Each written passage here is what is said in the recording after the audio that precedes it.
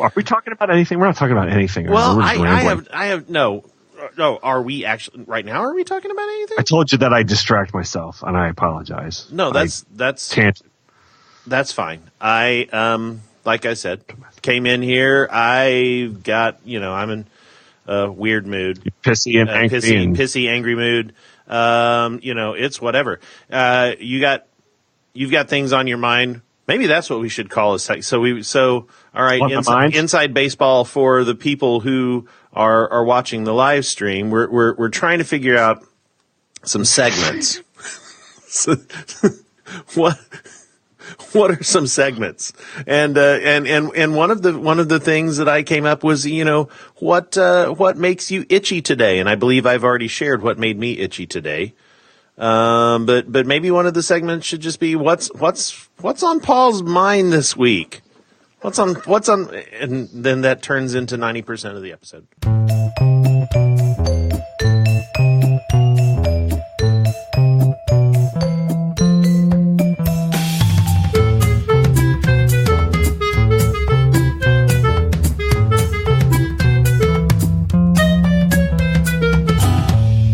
I would have been far more impressed if that would have just gone bloop. Auto done it. There you are. It's a good thing, like we weren't in the middle of like going to the bathroom. Right, I know, but it made me just push the button. So, all right, well, we're live. We're back. Live. We're back. Us. I'm going to tell you. I'm not as loud this time. No, hopefully. You're not this loud. You sound much better in my headphones anyway. I'm going to turn up my headphones, make myself sound a little bit better. I'm going to tell you. I'm going to warn you right now. Mm-hmm. I'm not going to say I'm in a bad mood, but I'm in a mood. I'm in a mood. Angry mood? I'm just over it kind of mood. Like it. I'm over all of it. I'm not having any of it right now. We had a deal this evening. My oldest son he's really, really into just that smart ass crap that that 9-10-year-olds do. And so tonight it was this whole, we were getting ready for dinner and he would lay his head down on the table and my wife was like, "Don't put your head down on the table." And so he would lift it up an inch. And don't put your head on the table. But my head's not on the table. Yeah. My head's not on the table. I'm not touching the table. Put your head up. My head is up. See, it's up. It's not on the table. It's up. And finally, we were just like, get out. No dinner. So no dinner for him. He's been actually he had a prison meal of a banana and a string cheese in his room. Did you push it to him under the door? Yeah. Well, no, we haven't put the doggy door for food, but good Lord, is it coming? 3 knocks. Open up. Here's your food. Yeah. So that's gonna taint my perception of life tonight because I'm just not having any of it. Just not having any of it. It's better than a 9-year-old that talks like his 18 and 16-year-old siblings, which is we ask them to do something. Oh, whatever. Yeah. Like we get that from a 9-year-old. It's a little weird. Yeah, I know. I'm really worried about. I mean, it's also hilarious, which is not helpful because it's super hard not to be like, oh my God. Right. Yeah, He'll do this. What? Like the Ben Wyatt thing from what? Like he's too young to be like human. He becomes that little human shruggy. Yeah, like yeah. What? Yeah, maybe that's the fault of watching the Emoji Movie. Yeah, it's not. Okay, that ruins everybody. No. Let's talk about it. Let's talk about the Emoji Movie. No. Why not? Because it hurts everybody. It's an act of terrorism. It's not. I fell asleep. I immediately fell asleep. Like, how far did you fall asleep? Like, how far into it? Oh, maybe 15 minutes. Really? But I can fall asleep within 15 minutes of anything. Okay. Fair enough. It doesn't help that it was... they tried to make a plot out of emojis, which was emojis can be anything. They don't only have to be the thing they are. I'm like, Really, poop can be anything. It can be what, an ice cream cone? Well, no, I guess it can. It could. It's the exact same shape as ice cream, but it was all like, he could be any face. But like our emojis don't do that, so no, it's not true. That is true. So I don't know. I feel like I've seen the whole thing because for some reason my boys love the movie.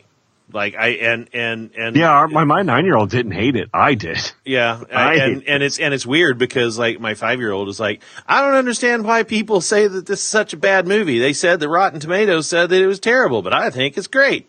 And they've watched it like 4 or 5 times. And so between the 4 or 5 viewings, I think I've caught the whole thing.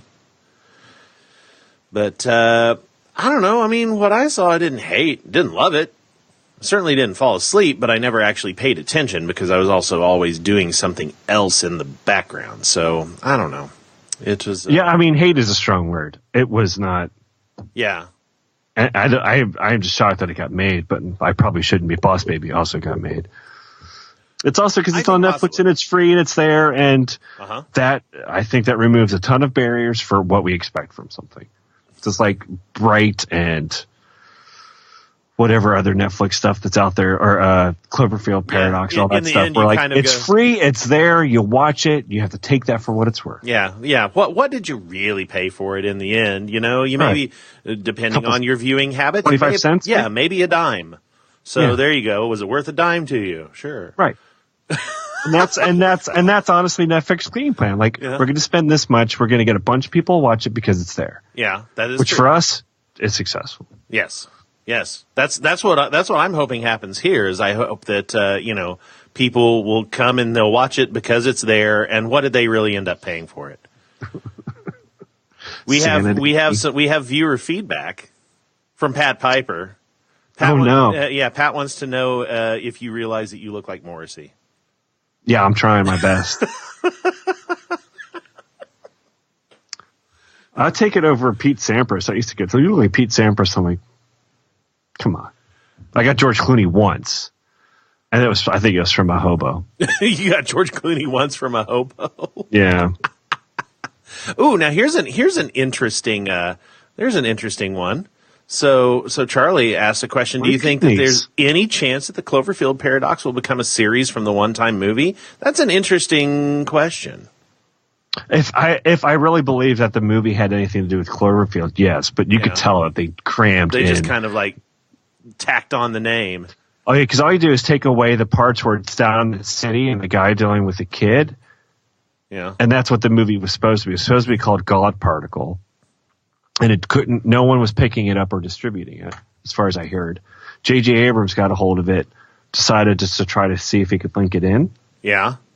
And added stuff into it. Like at the end. Oh my God. Did you see it? No. There's just like one very final part, like, really? Really? You're just going to throw that in there like, this is Cloverfield? Well, that's what makes it the paradox. I don't know of any paradox. I think Pat is saying you're full of shit. He just says, I know no. I am. He should know this by now. But the fact, I mean, there's some, like, I love Chris O'Dowd. So I'll watch it just for him because I think he's amazing. The IT crowd guy? Yes. Is he in that? Yes. Oh.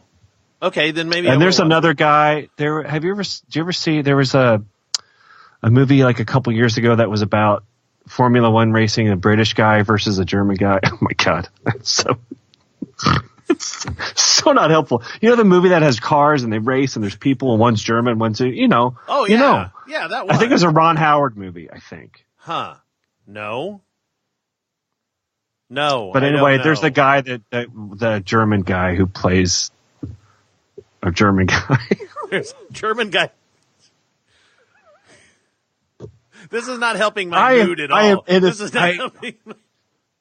This is why I talk with my hands. Uh-huh. It's because I'm better at sign language at this point. You know anyway. Is it I don't even know what what are we talking about? Oh, people that were in Cloverfield Paradox. Yeah, Chris O'Dowd. He's great. Yeah, he's great. Okay, sure. He loses his arm, and his arm is sentient and moves around. Okay. Well, sure. As it does. Well, yeah. I think it's Rush. The movie was Rush. 100% got it. Thank you, Charlie. There you go. Yeah. So is that the paradox, the sentient arm? Yes, that's what it is. Okay. All and right. Worms. Involves worms, a 3D printed gun. Actually, here's what it is. It's Sunshine. Have you seen the movie Sunshine? Mixed with the alien. Bits and pieces of it, yes. It's like any other space disaster movie. The really cool part is that it tries to, but doesn't very well, deal with the fact that they create the paradox is the fact that they're trying to create energy with quantum particles that create basically a multiverse. They flip over into the multiverse, which in itself is a cool concept, but then it turns into aliens. Weird things happen. Everyone starts disappearing and dying off and screaming and game over and all that stuff. Just turns into aliens. Okay, well. I mean, that's the way I kind of... But I should watch it because it's free, right? It's free, so you have to watch it. Sure. Okay. No, you have to. They'll cancel your membership if you don't. That's what I heard. Well, I better get That's what I heard. That's what Alex Jones told me. Oh, well. My CTO comes by and is like, there's a fight outside. I'm like, what? So like we're on the 9th floor. We all run to this one office and look down, and there's a group of about 25 high school students, and all of them are fighting. Girls, guys, all of it. And we're all just all like, holy shit. We're just like watching this fight. That was like the highlight of my month. Watching teenagers, like 14-year-olds, punch each other, sucker punch. One kid grabbed another kid and threw his head into a pillar. It was nasty, real fast. Wow. The security guy came out, was like yelling at him, and they're like kind of laughing at him, but then they all ran away somewhere Whatever. else. It was intense. Man. It was the highlight of my day. That went so far left from where I thought that was going to go. I mean, if your CTO comes, because I mean, listen to me, hear me out. Your CTO comes running in. There's a fight, so is it like two engineers bitching about Linux distros or something like that? But this is like a discussion on whether we should implement React and if we should. It was a real bitch fight. It was literally a fight, and we're like, oh shit! Like we had no idea what he meant because we just followed him, and we all looked at the window. We're like, oh, you meant a fight? Like you really meant a fight? It was a brawl. Very nice. Turned out it was all fake. They were all crisis actors. Oh well, there you go. Alex Jones brought them to your office because you didn't give them the money. We have some feedback. None of us have Netflix. Oh, no. We have some feedback on the line. It's Pat. Apparently, our voicemail line doesn't work, and our movie talk is pissing him off. So, I have a feeling that he wants to probably horn his way onto the show. You sure you got the phone number right? It's just ringing. Can you hear that? I hear that. The Google subscriber you have called is not available. Please leave a message after the tone.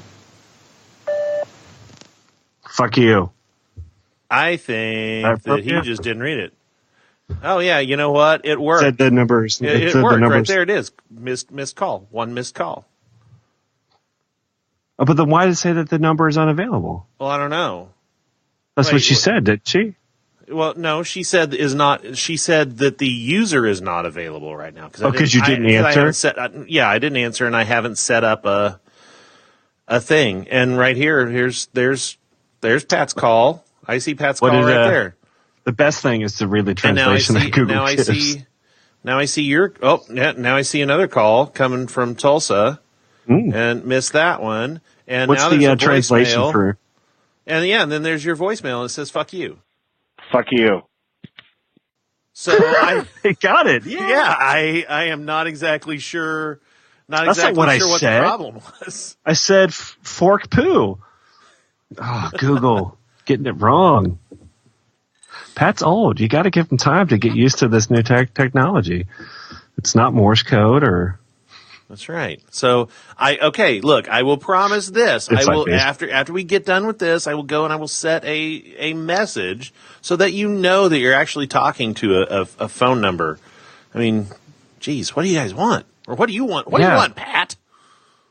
Who's Uncle Weepy? We should give this guy some sort of personality. Who is this Uncle Weepy? I know. Do you know any character actors that would make a good Uncle Weepy? Because I feel like we need to have like in the theme music, we need like an intro guy, and you say, like Stacy Keach. It's Uncle Weepy. To be Stacy Keach. You know Stacy Keach, right? Yeah, like a grizzled kind of. Yeah. Well, what do you know, you stupid Uncle? It's me, Uncle Weepy. Yeah. I'm on the porch, just crying in my beer.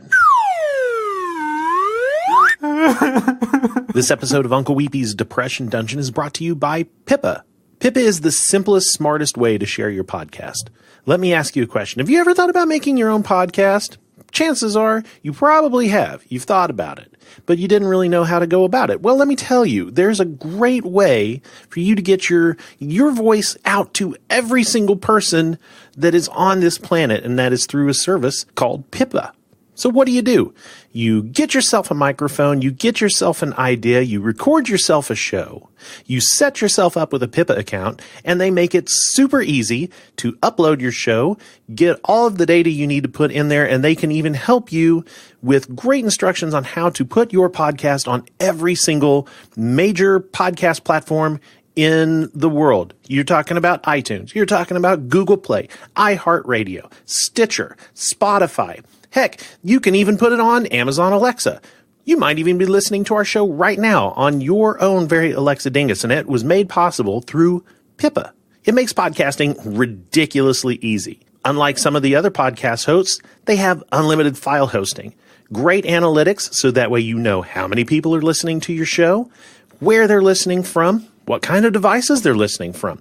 You get all sorts of great information, and for a data geek like me, you're just gonna click refresh over and over. It's a real rush. And as your podcast begins to grow, and you grow in listenership, and you start to be able to perhaps attract the attention of advertisers, Pippa can help you there too to monetize your show. Get that money, son.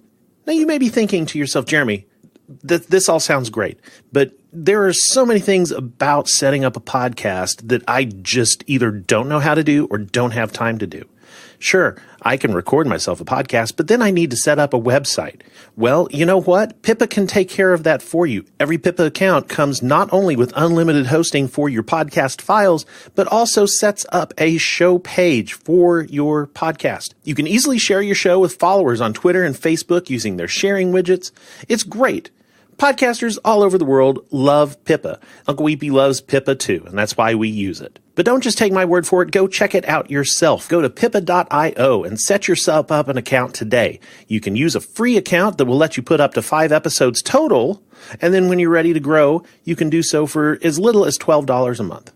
Again, that's Pippa, the simplest, smartest way to share your podcast that also sounds really prim, perfect, and British. Our thanks to Pippa for supporting Uncle Weepy's Depression Dungeon. I'm just trying to think of things that are preoccupying my week that I'm trying to unplug from reading the news. Oh, so Fire and Fury is not what you're reading then?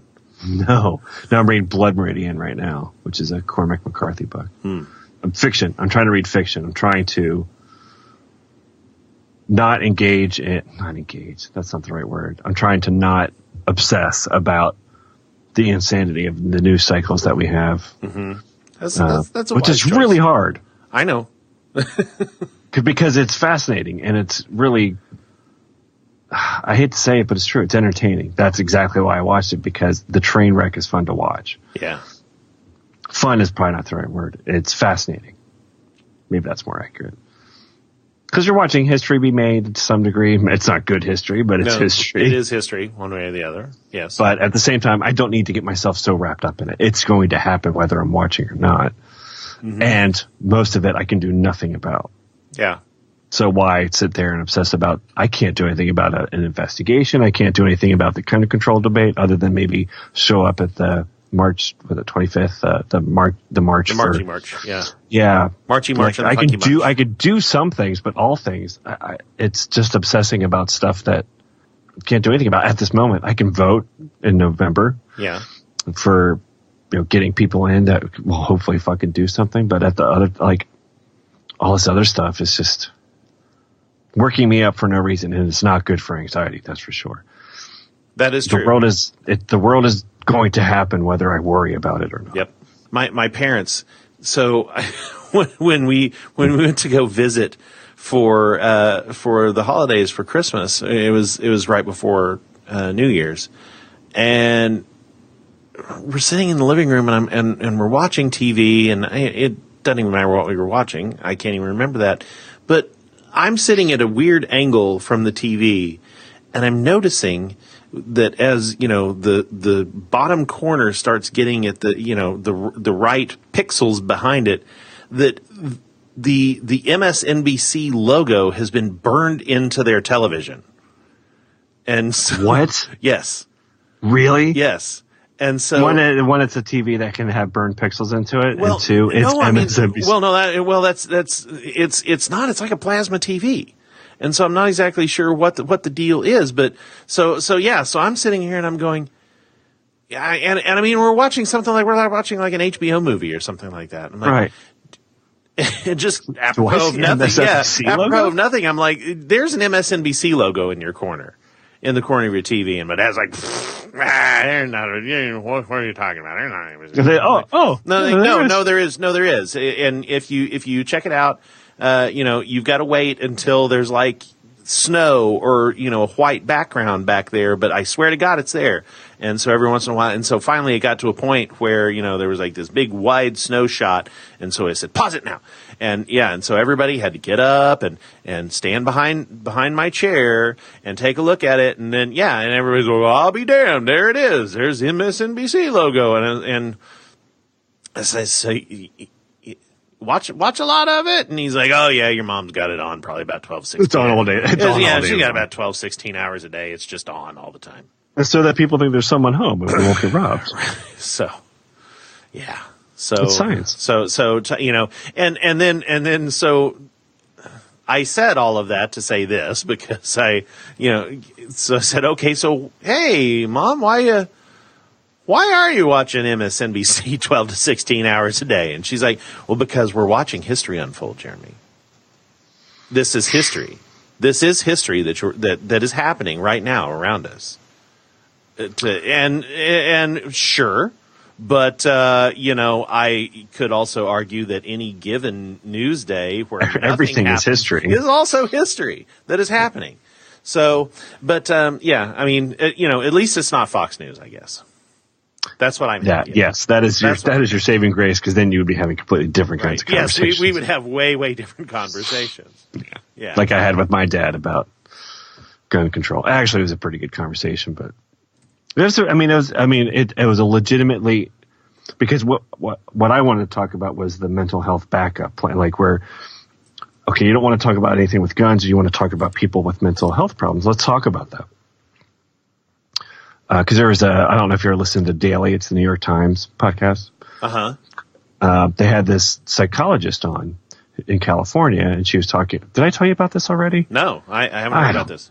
I've told somebody. I don't remember who, but it was basically she had seen there was a teen boy who was posting pictures of guns and was being threatening on Facebook, and his brother was concerned, his parents were concerned, so they sent him to a therapist.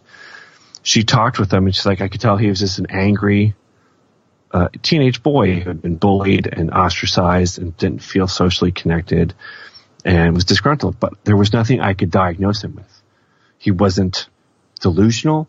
He wasn't paranoid. He wasn't suicidal. Like, because you can put someone in a hospital for being suicidal, self-harm. Sure. She's like, he hadn't specifically threatened anybody. He hadn't done anything physically violent to anybody. He'd only talked about it in social media. She's like, so what was I to do? Mm-hmm. The only way for someone to be flagged in our current system is for them to be put into a hospital. She's like, so I had a choice as a doctor to either do it because I was concerned about what potentially could happen, despite not having any literal things happened, or let him go because nothing had happened. So she said what she did is she proposed that he be put in a hospital, but he had to go before a judge, and the judge determined he was fine and let him go. And she says it haunts her every day. She hears about a school shooting that it's going to be this kid.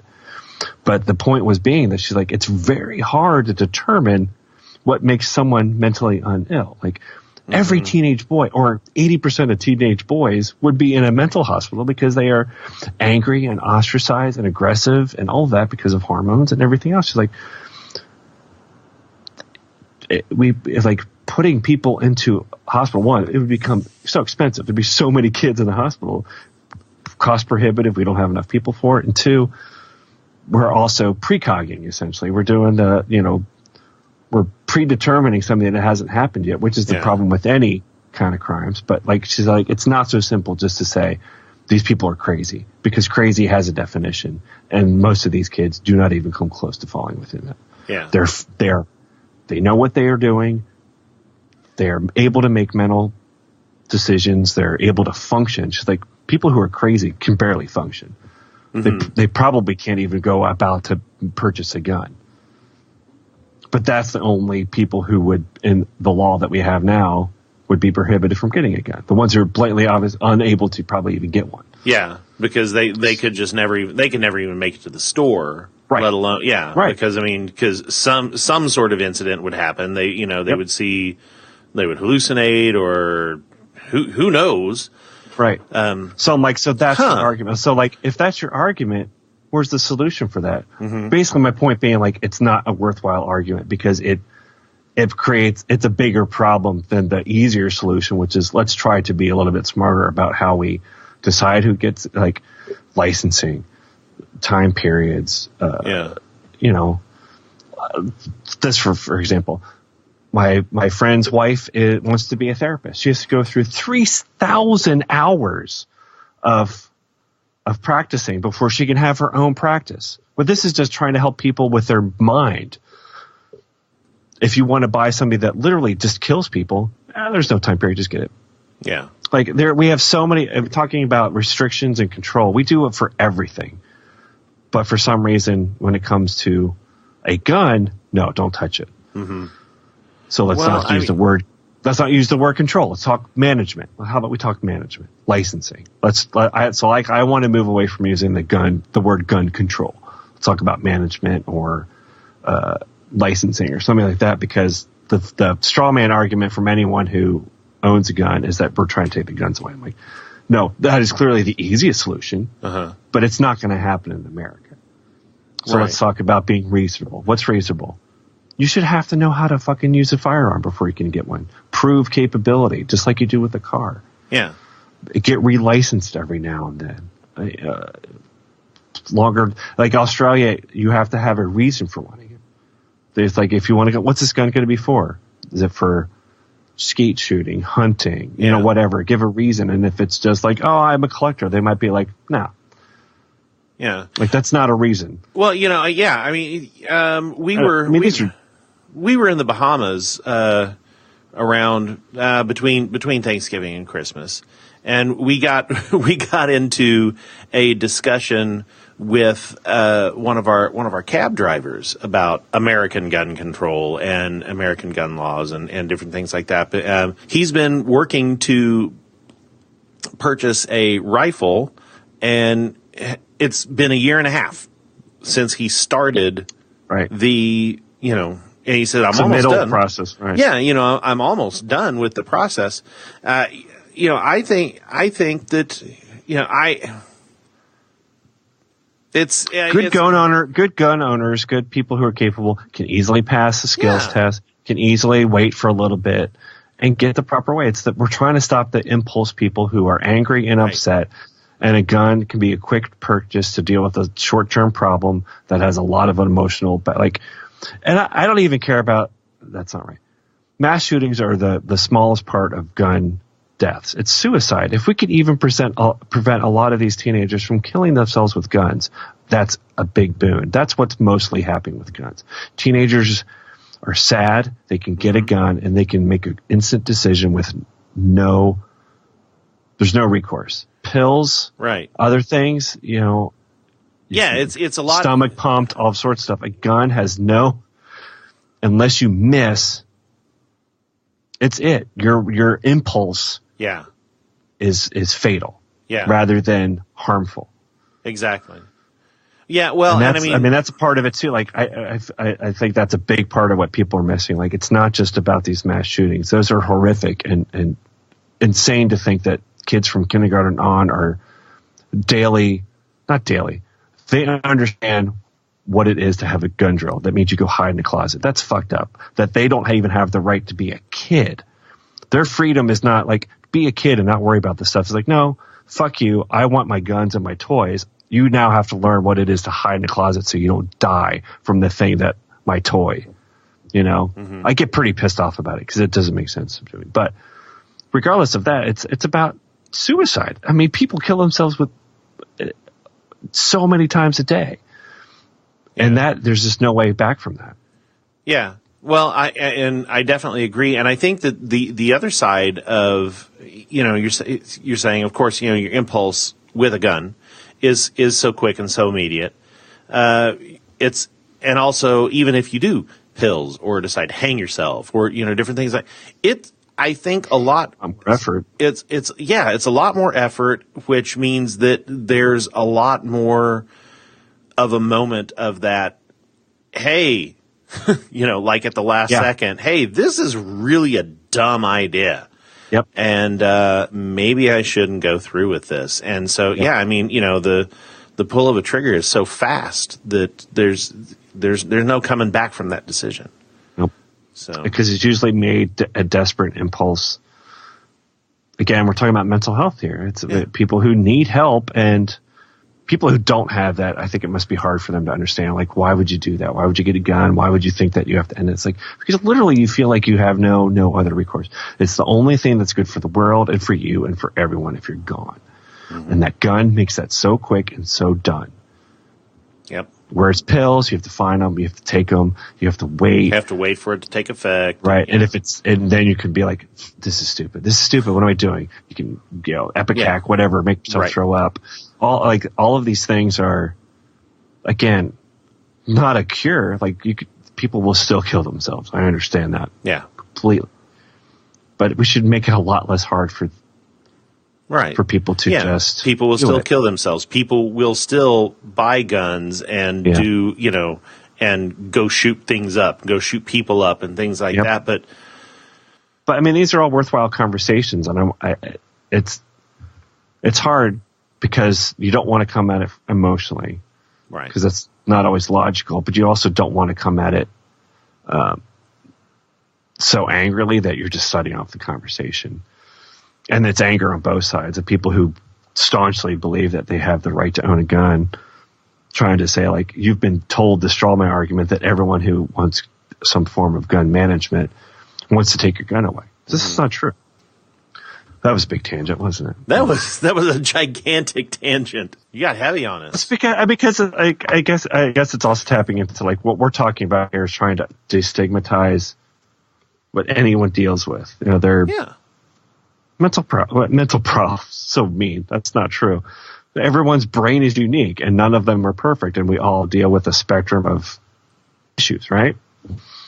And rather than just call someone crazy because they're not like us, like a crazy person with a gun, when you dive into it, look, we're all crazy. Mm-hmm.